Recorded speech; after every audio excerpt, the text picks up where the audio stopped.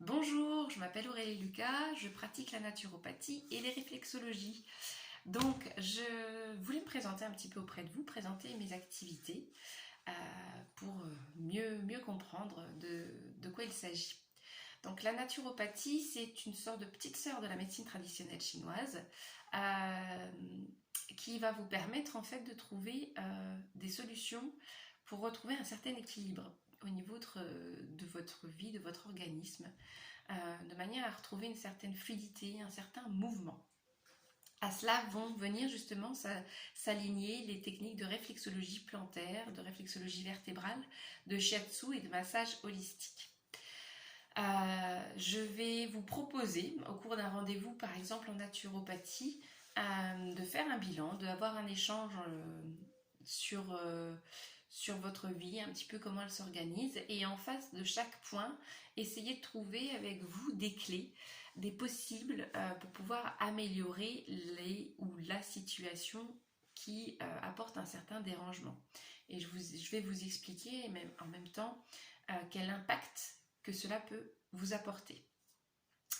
Je vais pour cela m'appuyer de techniques telles que la phytothérapie, dans laquelle on va retrouver les plantes, les tisanes. On va retrouver la gémothérapie, c'est à base de bourgeons. On va retrouver les huiles essentielles. On a une petite trousse basique qui peut être utile d'avoir chez soi. Sachant que je précise une chose, c'est que les huiles essentielles sont effectivement naturelles, mais ne sont pas anodines. Certaines ont un effet antibiotique, d'autres vont avoir un effet néphrotoxique, ça veut dire qu'elles vont être dangereuses pour vos reins, pour l'unité rénale, qui est le néphron, qui sert à filtrer le sang. D'autres vont être neurotoxiques. D'autres vont être dermocaustiques, donc là ça va être la possibilité d'irritation au niveau de votre peau. D'autres vont être photosensibilisantes, donc elles vont pouvoir avoir un impact pareil au niveau de l'épiderme de votre peau. Donc voilà, les huiles essentielles sont naturelles, certes, mais ne sont pas anodines. C'est important de le préciser. Vous pouvez retrouver d'ailleurs des articles sur mon blog se référant beaucoup au docteur Dominique Baudou, parce qu'il a fait des ouvrages qui sont simples d'accès et qui expliquent très bien les choses. Voilà, c'est un médecin belge, donc non loin d'ici.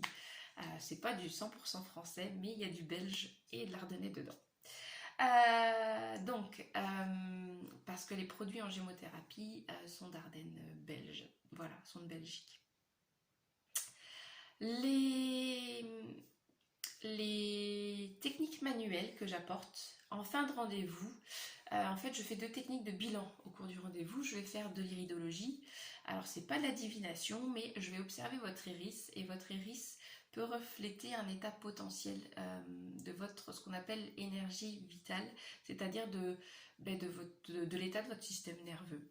Plus simplement, voilà, on va observer dedans et on peut ressortir certains signes, et avec vous, vous allez pouvoir me dire si oui ou non effectivement vous avez des faiblesses. Je vais pouvoir aussi le vérifier en fonction de ce que vous m'aurez dit par rapport à votre système digestif par exemple, et puis je vais aller le revérifier via les pieds, parce que je ne toucherai pas à votre iris, bien évidemment, je vais juste le regarder avec une loupe. Je vais travailler via vos pieds pour pouvoir vérifier les points de tension, comparer un petit peu, et puis si besoin aussi travailler à relâcher ces zones-là. Et en fonction de ça, je peux vous donner aussi un complément de plantes pour pouvoir aider à drainer les organes. Mais il faut savoir qu'un corps détendu, mais non endormi, va pouvoir avoir une action vraiment bénéfique, parce qu'il va pouvoir retrouver son rythme de nettoyage, de filtrage, de drainage, et donc du coup de récupération et de régénération. Un corps qui a une bonne évacuation de ses toxines, parce que tous les jours, par votre activité naturelle, vous allez sécréter des toxines, simplement par le mode de fonctionnement de votre organisme. Et puis vous allez avoir d'autres toxines qui vont venir s'ajouter à votre organisme, les toxines via alimentation, via votre respiration, parce que c'est important, ça fait partie aussi de votre alimentation, la respiration. Vous avez besoin de bien vous oxygéner et bien aussi d'évacuer le dioxygène. Donc voilà, tout ça, ça va être des techniques qui vont pouvoir vous aider à pouvoir pouvoir retrouver un terrain, retrouver une certaine énergie, à retrouver le sommeil également. En plantaire, on travaille beaucoup sur le sommeil, il y a des effets très très bénéfiques.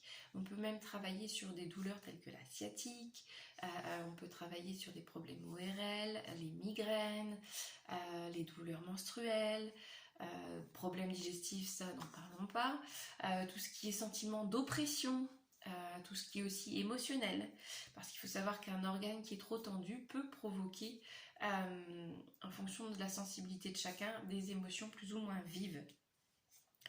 Et effectivement, un organe qui est trop tendu, eh bien, je vais prendre l'exemple du foie. Simplement, l'organisme, à un moment donné, quand il a trop pris sur lui ou qu'une situation vous pèse, ça peut venir contracter une certaine zone de l'organisme.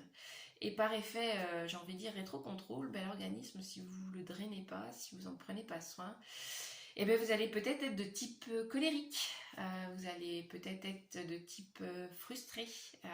Et puis si en plus vous gardez votre frustration, que vous n'arrivez pas à la communiquer et à l'expliquer, ça peut provoquer chez vous et pour votre entourage des situations qui sont pas toujours très agréables.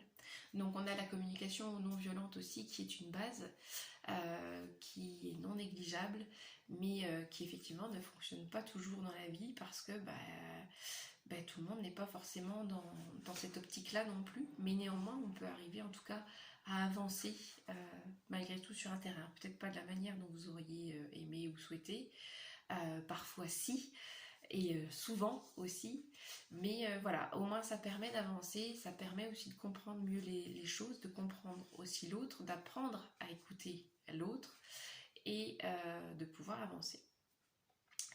Voilà ce que je pouvais vous dire. Donc pour récapituler, une séance de naturopathie, il y a un bilan d'échange, j'observe votre iris et puis je vous donne des conseils au fur et à mesure du bilan quand on avance et puis des clés qui ne se substituent en aucun cas à un traitement médical, je le précise, je ne le dirai jamais assez.